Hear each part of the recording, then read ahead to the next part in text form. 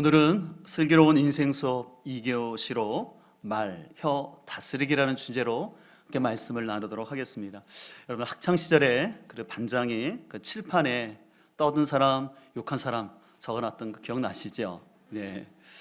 오늘날은 아마 가짜 유튜버들을 좀 적어놔야 되지 않을까 싶습니다. 왜냐하면 조회수를 눌려 경제적 이득을 보기 위해서 왜곡된 정보를 가지고 별점 테러를 줌으로 인해서 자영업자들의 가게를 닫게 하는 안타까운 일이 있는 것을 볼 수가 있습니다.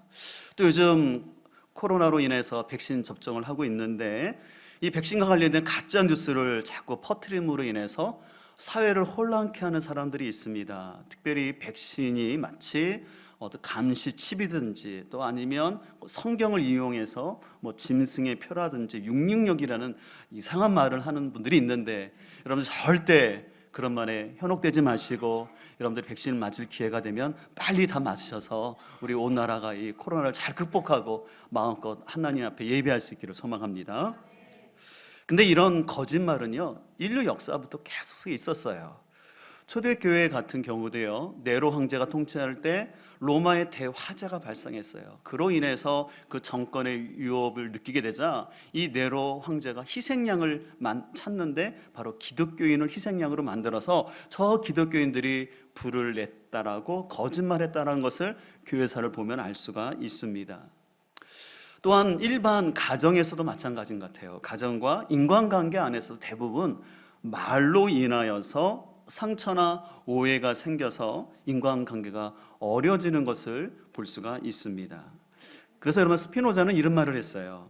인간에게 혀를 다스리는 일보다 어려운 일은 없고 말보다 욕망을 더 잘 조절할 수 있다. 얼마나 말을 다스리기가 어려운지 오히려 욕망을 다스리는 게 낫지 말을 다스리기가 어렵다라고 얘기합니다. 그래서 야고보 사도는 야고보서 3장 6절에서도 이렇게 말했어요. 혀는 곧 불이요 불의의 세계라. 혀는 모든 지체 중에서 온몸을 더럽히고 삶의 수레바퀴를 불사른다라고 얘기합니다. 이 혀로 인하여서 잘못 사용하면 우리의 삶의 수레바퀴를 다 태울 수 있을 만큼 이 혀라는 것은 막강한 영향력이 있다는 것입니다. 비록 작은 혀치밖에 안 되지만 새치밖에 안 되는 혀이지만 그 말로 인하여서 개인의 삶과 또 가정, 더 나아가서는 국가까지 어렵게 할 수 있다는 것입니다. 근데 문제는 이 혀를 다스리기가 쉽지가 않다라는 것이죠. 그렇다면 어떻게 우리가 이 혀를 다스림으로 말미암아 슬기로운 인생을 살 수 있을까요? 먼저 첫 번째로 우리는 말의 열매를 내가 어떻게 맺고 있는지 생각을 해봐야 합니다. 오늘 19절은 이렇게 말을 하고 있어요. 말이 많으면 허물을 면하기 어려우나 입을 조심하는 사람은 지혜가 있다라고 말씀하고 있습니다. 여기서 허물이라는 것은 도덕적이고 또 종교적인 반역, 죄를 말하는데 오늘 잠언은 이렇게 말하는 거예요. 사람이 말이 많아지게 되면은 실수할 수밖에 없다라고 이 얘기를 합니다.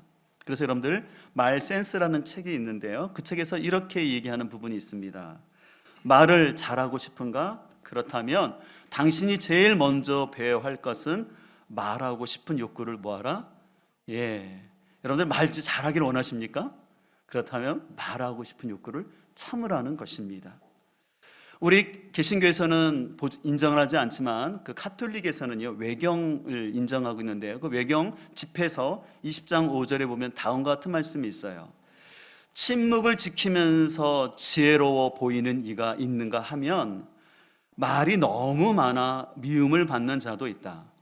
지혜로운 사람은 때를 기다리며 침묵하지만 허풍쟁이와 바보는 때를 놓친다라고 얘기합니다. 그래서 지혜로운 사람은 말을 할 때와 안 할 때를 안다라는 것이죠. 여러분들 우리가 가정사역에서 이런 말 많이 들었을 텐데 입술의 상처가 가슴에 30년 간다라는 말 들어보신 기억이 있죠? 근데 제가 보니까 30년이 아니라 평생을 가는 경우도 있는 것 같습니다. 그래서 여러분들 시집 왔을 때 그 시어머니가 했던 그 말, 또 아니면 어린 시절에 또 부모님이나 학교 선생님이 했던 말이 그 사람 평생의 상처가 되어서 그 사람을 그 말에 묶이게 하는 것을 볼 수가 있습니다.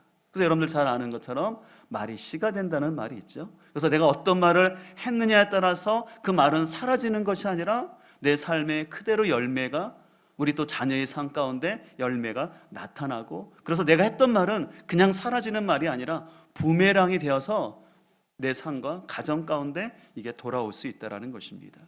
그래서 우리가 잘 아는 거지만 실은 내가 어떤 사람의 말을 많이 하지 않습니까?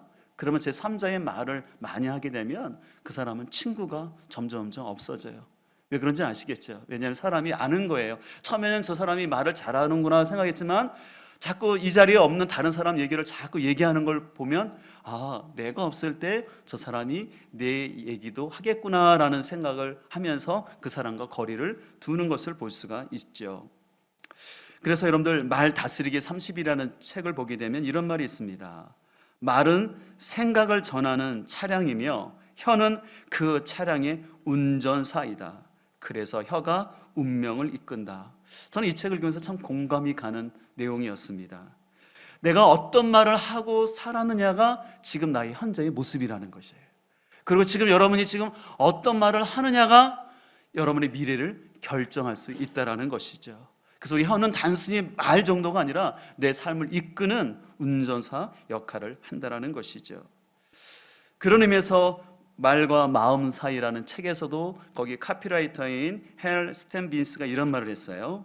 말은 오븐에서 나와야지 냉장고에서 나와서는 안 된다. 제가 읽으면 무릎이 쳐지더라고요. 어떤 의미인지 아시겠죠?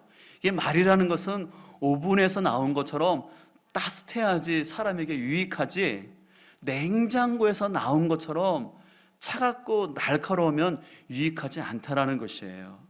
그래서 여러분들 긍정적이고 따뜻한 말은 사람의 마음을 녹이고 생명을 줍니다.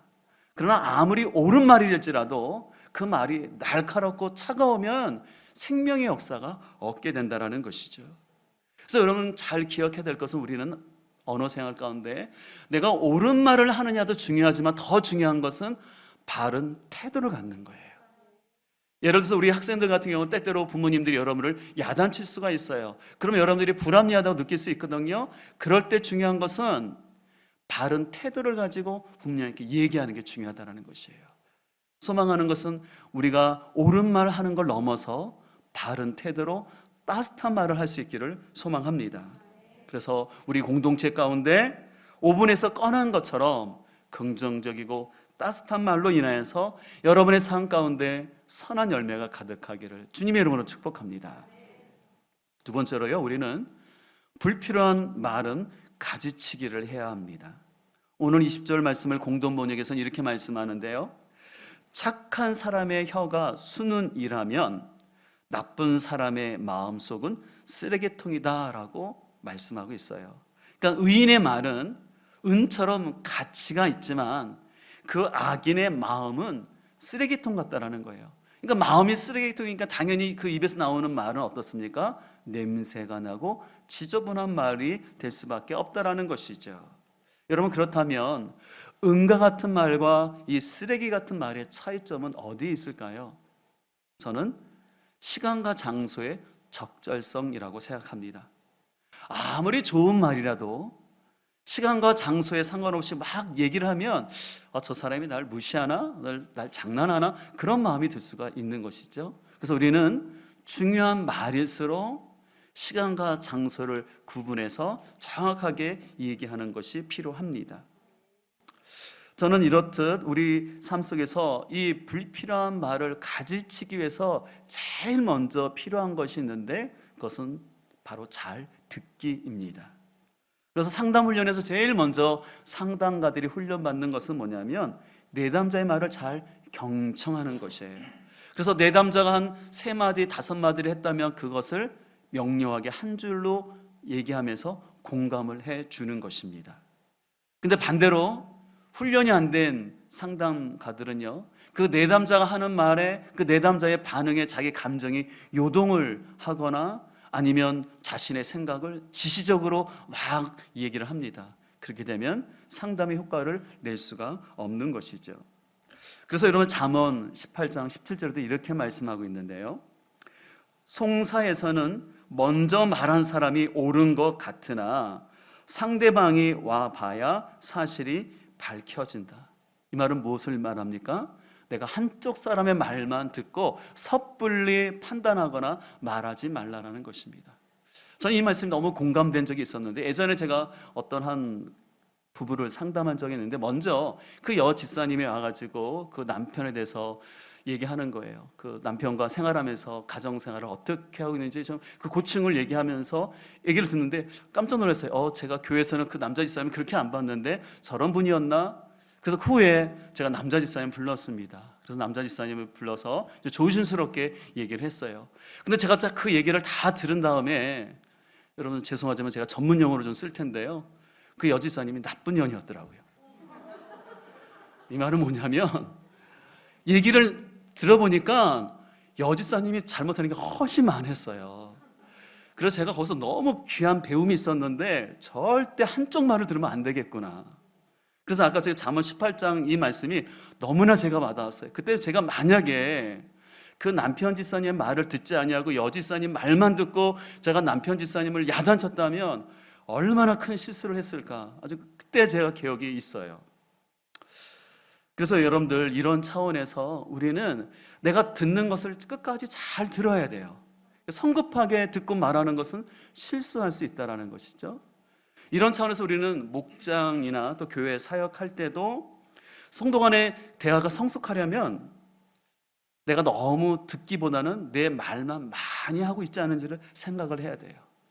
특별히 요즘 줌으로 제한된 시간에서 목장 모임을 하지 않습니까? 근데 제한된 시간에 너무 내 얘기만 많이 하게 되면 실은 다른 사람들은 집중력을 잃어갈 수 있거든요. 그래서 특별히 목장 안에서는 그런 안배를 잘 해야 되죠. 그래서 내가 또 다른 목원이 얘기할 때 내가 잘 경청을 해야 됩니다. 비록 줌으로 하지만 우리가 서로 그 말을 경청해 줘야지, 내가 딴짓을 하거나 그렇게 되면 말하는 사람의 마음이 좀 힘들어질 수가 있는 것이죠. 그렇기 때문에 하나님께서는 이사야 선지자를 통해서 우리에게 이렇게 가르치고 있습니다. 주 하나님께서 나를 학자처럼 말할 수 있게 하셔서 지친 사람을 말로 격려할 수 있게 하신다. 아침마다 나를 깨우쳐 주신다. 내 귀를 깨우치시어 학자처럼 알아듣게 하신다. 여러분들이 학자처럼 다른 사람을 도와주기를 원하십니까? 그렇다면 먼저 학자처럼 잘 알아들 수 있는 은혜가 있기를 소망합니다. 두 번째, 우리가 불필요한 말에 가지치기를 위해서 필요한 것은 전달하지 않기입니다. 한번 따라할까요? 전달하지 않기. 잠언 20장 3절에 이렇게 말합니다. 다툼을 그치게 하는 것이 사람에게 영예이나 어리석은 자는 누구나 쓸데없이 참견하느니라 라고 말하고 있습니다.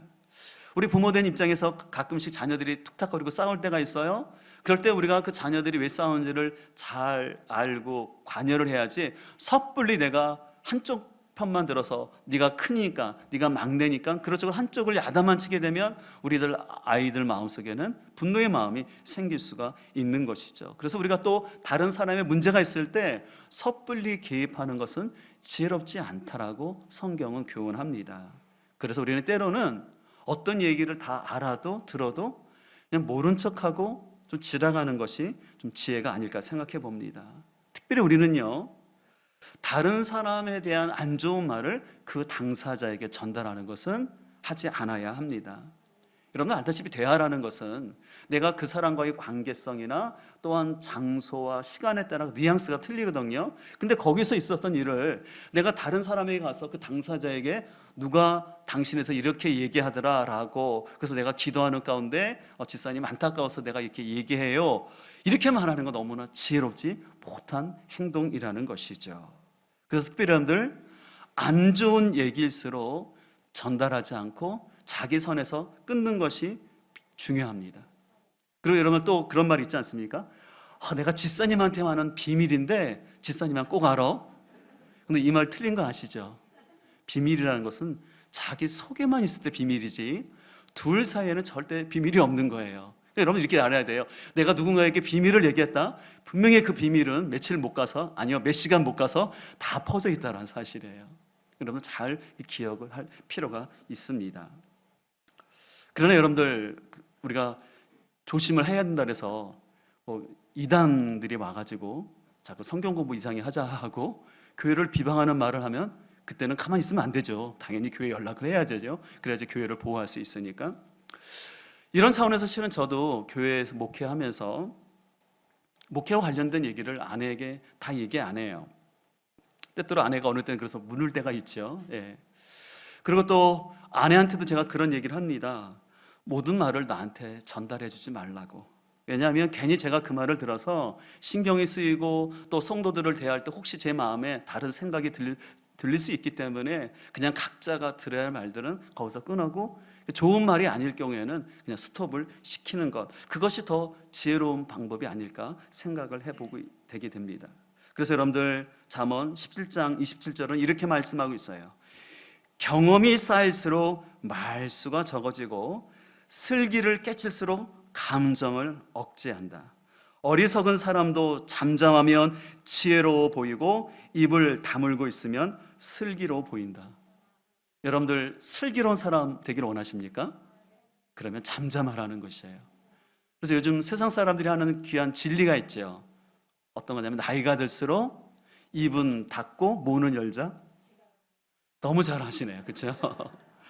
이거 너무나 중요한 가르침인 것 같아요. 예. 그래서 여러분들 여러분의 입을 닫고 지갑을 열수록 여러분에게 더 좋은 친구들이 많이 있게 될 줄 믿습니다. 예. 그래서 여러분들 말을 잘 경청하고 또 나쁜 말은 여러분들이 전달하지 않고 여러분들이 가지치기를 함으로 인해서 갈등 유발자가 아니라 적절한 가지치기를 통해서 갈등 종결자가 될 수 있기를 주님으로 축복합니다. 마지막으로 우리는 말의 뿌리인 마음을 잘 관리해야 합니다. 오늘 18절 말씀인데요. 오늘 18절 말씀이 이번 주 암송 말씀이에요. 18절 같이 읽도록 하겠습니다. 미움을 감추는 사람은 거짓말하는 사람이요 남을 중상하는 사람은 미련한 사람이다. 우리 다시 한번 읽겠습니다. 미움을 감추는 사람은 거짓말하는 사람이요 남을 중상하는 사람은 미련한 사람이다. 오늘 18절은요 위선적인 행동을 말합니다. 그러니까 뒤에서는 남을 비방하고 헌담해놓고는 앞에서는 안 그런 척 미소를 띠면서 하는 이런 이중적 행동에 대해서 오늘 잠언은 합당하지 않다라고 얘기합니다. 특별히 오늘 중상이라는 단어는요 은밀하게 타인을 비방하거나 나쁜 소리를 내는 것이죠. 그래서 이것을 흔히 중상모략, 흑색선전이라고 합니다. 여러분 그렇다면 사람들이 왜 다른 사람에 대해서 중상모략의 말을 할까요? 특별히 직장 생활하시는 분들은 참 이런 어려움들을 많이 겪을 때가 있는데 결국은 낮은 자존감에서 나오는 시기심과 열등감 때문에 이런 중상모략이 나오는 것을 보게 됩니다. 그러니까 자존감이 낮다 보니까 그래서 자기를 방어하기 위해서 상대방을 공격하는 거죠. 그래서 어떤 말을 과장해서 얘기하거나 때로는 없는 말을 꼭 있었던 것처럼 그런 왜곡된 말을 하는 것을 볼 수가 있습니다. 그래서 자존감이 낮은 사람일수록 자꾸 뒤에서 다른 사람에 대한 얘기를 하는 것이죠. 근데 이런 거에 대해서 잠언 11장 13절은 이렇게 말합니다. 두루 다니며 헌담하는 자는 남의 비밀을 누설하나 마음이 신실한 자는 그것을 뭐합니까? 숨긴다라는 거예요. 그러니까 낮은 자존감을 가진 사람은 자꾸 다른 사람의 얘기를 퍼뜨리고 다닌다라는 거예요. 근데 성숙한 사람은 그냥 그것을 덮어주고 그냥 잘 넘어가게 하는 사람이라고 얘기합니다. 제가 목회 상담을 공부하면서 또 제 자신을 보면서 깨닫는 것은 결국은 말은요 마음, 자존감과 관련됐다는 걸 너무나 많이 깨닫게 됩니다. 그래서 자존감이 높은 사람은요 덜 상처받고 어떤 일에 그렇게 예민하지 않아요. 근데 이 자존감이 낮은 사람은요 아주 작은 말에도 아니면 어떤 말에도 쉽게 상처를 받음으로 인해서 또 사역 가운데 많은 지장을 초래하는 것을 볼 수가 있습니다. 제가 목회 상담을 공부하면서 가정사역의 대가인 버지니아 사티어라는 그 사람의 공부를 좀 한 적이 있는데 그분이 의사소통의 대가거든요. 근데 그분이 이런 말을 했어요. 자존감과 의사소통은 비례한다라는 거예요. 그러니까 자존감이 높을수록 의사소통을 건강하게 왜곡됨 없이 잘한다라는 거예요. 근데 자존감이 낮은 사람일수록 어떤 사람의 메시지를 왜곡해서 받아들인다는 거죠. 저 사람이 나를 무시하나? 나를 깜보나? 뭐 그런 식으로 자꾸 오해를 한다는 것이죠. 그래서 여러분들, 우리가 말을 잘한다는 것은 단순히 아나운서처럼 말을 또박또박 잘한다는 그런 의미가 아니라 마음이 건강해야지만 말을 잘할 수 있다는 것이에요. 그래서 저는 이제 부모로서 저희 자녀들을 위해서 배우자의 어떤 조건 중에 하나를 생각한다면 단순히 외적으로 보이는 말씨, 맵씨, 솜씨 좋은 것보다도 마음씨 좋은 게 최고라는 걸 느끼게 돼요. 아마 부모님들 느끼실 거예요, 그렇죠? 왜냐하면 마음씨가 좋아야지 거기서 나오는 말씨가 아름답기 때문에 그래요. 이런 반대로 아무리 솜씨가 좋고 맵씨가 좋더라도 그 마음씨가 안 좋은 사람은 어떻게 할까요? 당연히 말이 거치게 되고 가정의 평화를 가져오지 못하게 되는 것이죠. 그래서 우리는 이 마음을 잘 건강하게 내 마음이 어떤지를 살피는 게 참 중요합니다. 그래서 실은 제 목양실에 보게 되면 제 컴퓨터 정면에 큰 액자 하나가 있어요. 액자 하나 보여드릴 텐데요. 그 액자의 내용은 바로 마음 그릇이라는 액자예요. 여러분, 저거 제가 일부러 아는 분에게 부탁을 했거든요. 여러분, 저거 제가 왜 만들었을까요? 제 한계를 알기 때문에 그러는 거예요. 제 마음이 넓지 않으면은 목회를 잘 감당할 수가 없는 거죠. 목회를 하다 보면 참 많은 성도들을 만나게 되고 또 성도들이 이런저런 수많은 얘기를 하는데 만약에 제가 마음그릇이 작다고 생각해 보십시오. 그러면 제가 하나님께서 맡겨준 사역들을 잘 감당할 수 없을 것이죠. 그렇기 때문에 하나님 앞에 기도하는 겁니다. 액자를 보면서 주님, 부족하지만 제 마음그릇이 넓고 깨지지 않도록 튼튼하게 해달라고. 그래서 제가 저 마음그릇을 부탁하면서 성경 말씀을 하나 좀 부탁했어요. 바로 빌립보서 2장 5절에 있는 말씀이었습니다. 너희 안에 이 마음을 품으라 곧 그리스도 예수의 마음이니. 그 이하의 말씀을 보게 되면 그는 근본 하나님의 본체시나 하나님과 동등됨을 취할 것으로 여기지 아니하시고 사람의 형체를 가셨다고. 그래서 낫기까지 순종하셨는데 어디까지 순종하셨습니까? 십자가에 죽기까지 순종하셨던 이 예수님의 마음, 이 마음이 우리 공동체 가운데 가득하게 소망합니다. 이 마음을 품지 않으면요, 여러분, 교회라는 것은 제가 누누이 강조하지만 의인이나 칭함받는 죄인들의 모임이기 때문에 우리는 그 연약한 죄로 인해서 많은 상처를 받을 수밖에 없어요. 때로는 내 자존심이 무너지기도 하고 힘들 때가 있어요. 그럴 때마다 내 인간적인 마음만 갖고 대응하면은 우리는 넘어질 수밖에 없습니다. 그렇기 때문에 여러분들, 그런 순간에 우리가 붙잡아야 될 것은 우리 구주의 마음인 줄 믿습니다. 그래서 하나님, 부족하지만 제 마음속에 예수님의 마음, 십자가에서 자기를 죽기까지 순종하셨던 이 마음이 제 마음 되게 하여 달라고 그렇게 기도하며 나가기를 소망합니다.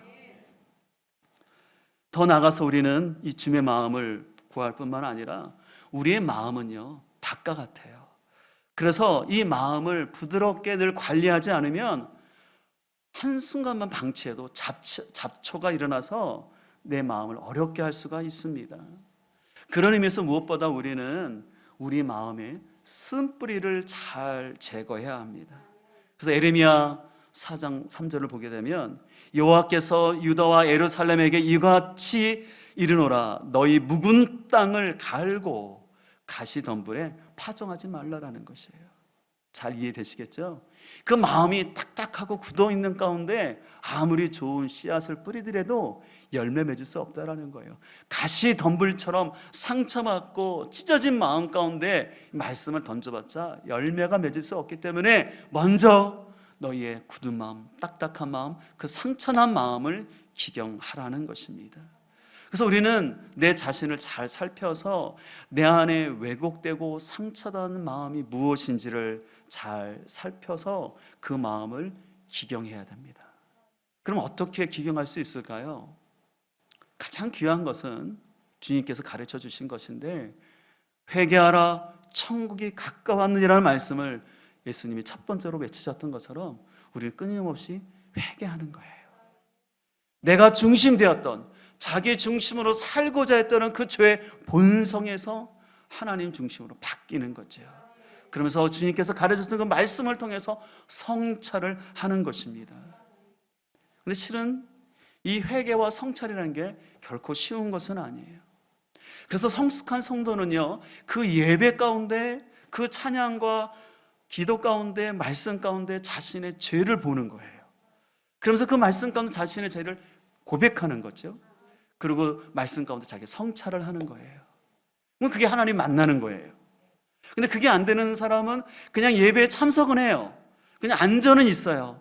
그렇지만 자기 마음을 말씀과 기도와 찬양 가운데 성찰하지 않음으로 인해서 종교적인 행위는 오래 하고 있지만 여전히 자기가 중심된 삶을 그저 살아갈 수밖에 없는 것을 볼 수가 됩니다.